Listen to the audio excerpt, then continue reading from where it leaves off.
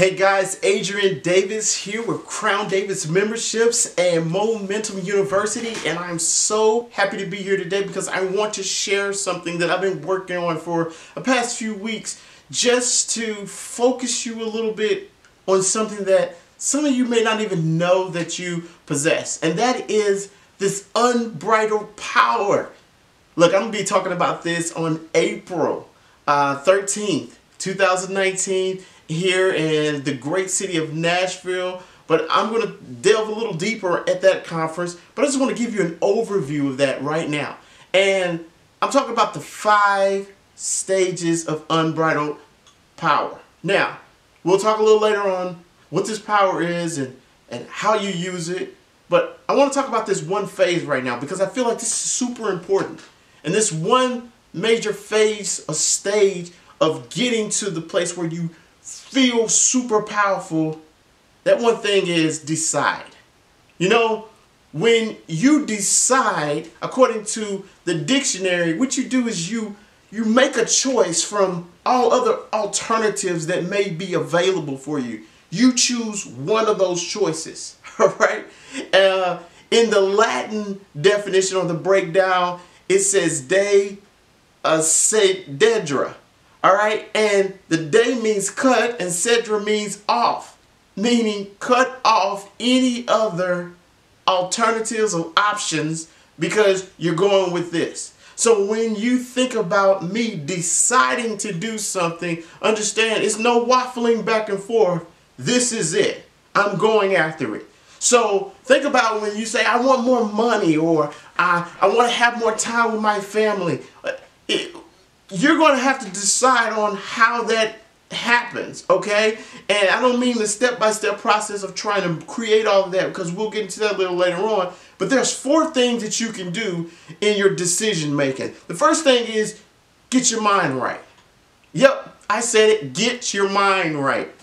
When you get your mind right, it's all about getting in the moment, living then, right now. All right, so one of the things you can do to get your mind right is relax. That's right, just relax. And I want you to embody the emotions of whatever it is that you're going after. So for me, I'm always thinking about speaking before major and massive crowds of individuals. Before I spoke to one person, I always was in that space of how would it feel if I was putting this energy out and the energy was coming back to me? How would that feel? I don't have to be before them at that moment, but if I could just relax and embody that emotion. For you, it may be, hey, I want to be out on the beach somewhere, or I want to be enjoying my family. Whatever that emotion is, I want you to attach that emotion to what you're going after. So that's getting your mind right. The next thing is you got to define that goal. So when you say, I'm deciding to go after it, just to say I want to have more time with my family, or I want to make more money, those are too vague. You got to get really into the details of the picture that you're creating in your mind. Because when you do that, it'll be clearer and easier for you to know how to go after it. All right, so when you say I am defining and making clear the goal, you have to spend some time. And sometimes it's hard for individuals who are not natural artists because they're trying to figure out, well, I don't know how that looks. It's hard for me to develop it. It's still a skill that you can develop, so you go after it. The next thing is understand that you have to prioritize your time, the task, and even the people according to the importance to the goal that you're going after. Understand you cannot do everything. And you cannot speak and hang with everybody. You have to make a decision to say, you know what? All right, how important is this? And prioritize according to this. Think about it. Your brain makes over 35,000 decisions a day. You can't act on all of those. And even if you try to, you will be everywhere.